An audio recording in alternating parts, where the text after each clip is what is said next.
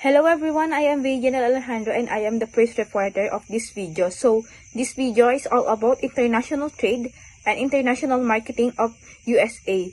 International trade is a process of buying and selling goods and services to the other countries. It's enable nation to obtain a product that they are not domestically produced and sell their surplus product to the foreign nation. On the other hand, international marketing is a process of planning and conducting a transaction across the national borders to satisfy the objective of the individuals and organization. So it involves identifying, anticipating, and meeting the needs of the customer in the different countries through promotion, distribution, and pricing and selling goods and services to them. So before we discuss the topic about the international trade and international marketing of USA, let's discuss first the objective of this video. So the first objective is to explain the concept of international trade, showing how USA exchange goods and services with other countries and why it is important. So this will in this video we'll explain how other nation or other state in the USA exchange their goods and services between them, and how they sell their surplus product or the product that they are produced to the other state of USA. So the next objective is to highlight the role of the USA in global trade and showing how major export and import and trading partner. So this explained in this video also. It will explain how USA have a big part in global trade. It's showing how they export their product and import a product to the other countries. So number 3, to describe international marketing strategies used by USA companies. So how they promote and adapt the product for the global market. So the next one is to demonstrate the benefits of international trade and marketing, such as economic growth, job creation, and other more. Good day everyone, I am Princess Serrano. Today, I will discuss the importance of international trade in the context of the USA. International trade is crucial for the US economy, significantly impacting its growth, employment, and consumer well-being. It allows the U.S. to access goods and services not readily available domestically and provides a market for American exports. The U.S. participates extensively in global trade, both as an exporter and importer. The key concept first is we have exports and imports. The U.S. exports a wide range of goods and services, including agricultural products, example, soybeans and wheat, manufactured goods, example, aircraft, automobiles, and services, example, finance and technology. These exports generate revenue, create jobs, and enhance the U.S. global competitiveness. At the same time, the U.S. imports numerous goods and services, meeting domestic demands for products not efficiently produced domestically or offering consumers greater variety and lower prices. The balance between exports and imports is crucial for the U.S. trade balance. Next is we have trade barriers, which is tariffs, quotas, and embargoes. The U.S. government employs trade barriers to protect domestic industries and address specific economic concerns. Tariffs, taxes on imported goods, increase their prices, potentially reducing demand and protecting domestic producers. Quotas, limits on the quantity of imported goods, achieve a similar outcome by restricting supply. Last, embargoes, complete bans on trade with a specific country, are typically used for geopolitical reasons. The impact of these barriers can be complex, affecting both domestic producers and consumers. Next is trade agreements and organizations. The U.S. actively participates in various trade agreements and organizations to foster free trade and reduce barriers. The World Trade Organization, or WTO, sets global trade rules and resolves disputes. the United States-Mexico-Canada Agreement or USMCA, successor to NAFTA, facilitates trade among North American countries. These agreements aim to reduce tariffs, streamline customs procedures, and promote economic integration. Next is global supply chains. Many U.S. companies participate in global supply chains where different stages of production occur in multiple countries. This allows companies to leverage comparative advantage in labor costs, resources, or expertise. For example, a U.S. company might design product in the U.S., manufacture components in China, assemble the product in Mexico, and sell it globally. This complexity requires efficient coordination and can be vulnerable to disruptions.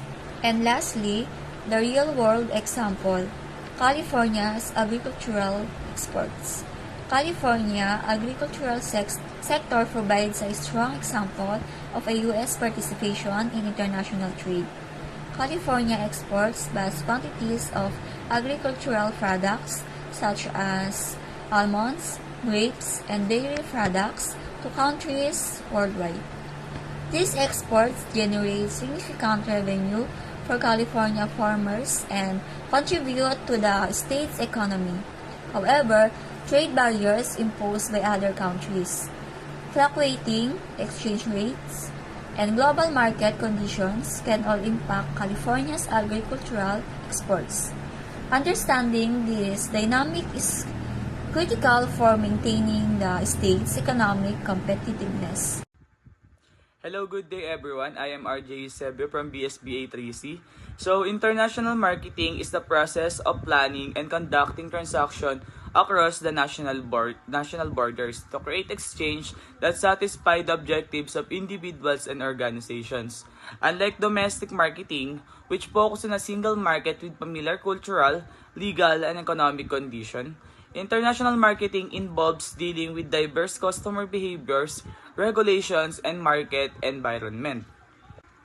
Key market entry strategies used by the U.S. companies are exporting, selling the products overseas often used by small to medium enterprises, and also the license and franchising, allowing the foreign companies to produce or sell your products.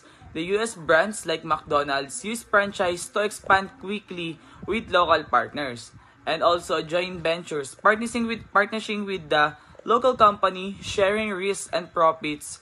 For instance, Starbucks partner with local firms in Asia. And also the direct investment, setting up a manufacturing or operations in another country, often used by tech giants like Apple for more expansion of their business. In terms naman po in global marketing, company must choose between the standardization and adaptation. So, in standardization, using the same marketing strategy worldwide, which reduces costs and maintains the brand's consistency. While in adaptation, customizing the marketing mix to fit local preference, language, and culture. In terms naman po in cultural, legal, and economic considerations, these are critical. For example, marketing in the US must align with the regulations from the Federal Trade Commissions or the FTC and be sensitive about the cultural diversity. So US consumers value the convenience, innovation, and strong brand ethics which must be reflected in the product or the business. So a strong example nga dito is the McDonald's. So McDonald's is a US company that uses a mix of standardizations and adaptation. So they use standardization and adaptations in every country or in every specific country that they are marketing. So while the golden arches and core menu are the consistent, and the brand adapts to the local taste. So, they adapt the local taste whether kahit anong bansa ito. For example, they are offering Mac Spaghetti in the Philippines like a Filipino style or a Maharahamak in the India which is their local preference. So, by this balance has made it to become a global success for the business. So yung pag-adapt nila sa culture ng isang bansa, yun yung nag-lead sa kanila into success. Good day everyone, I'm Aaron Wan. The number one challenges for international trade and international marketing is matinding competition.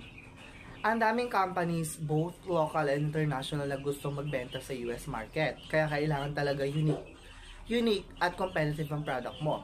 And number two is strict regulations.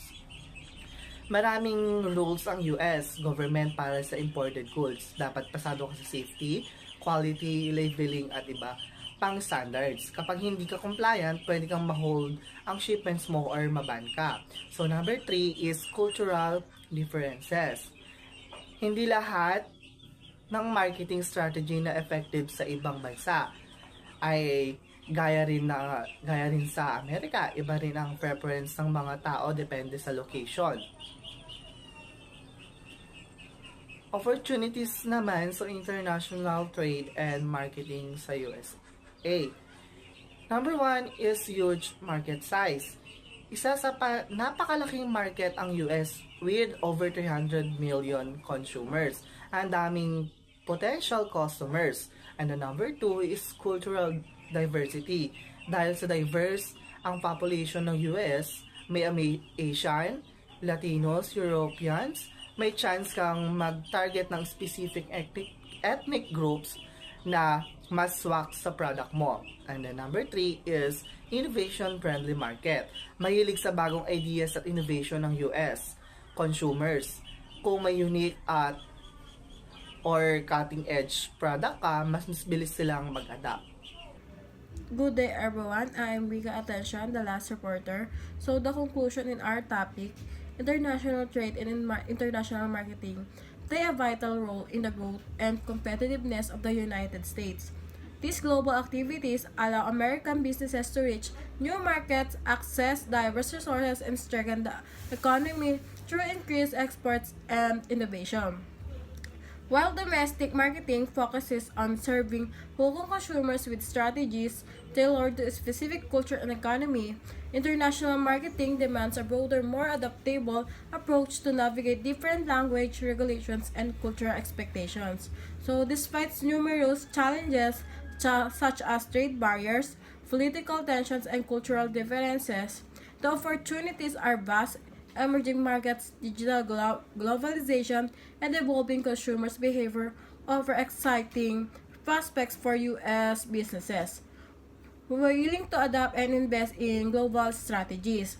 So, looking to the future, the landscape of international trade and marketing will continue to evolve rapidly, driven by technology, sustainability demands, and geopolitical shifts. Success will depend on innovation, cross-cultural understanding, and a strong commitment to ethical and sustainable practices. So, we hope you learned a lot about international trade and international marketing, especially how these concepts apply to the United States.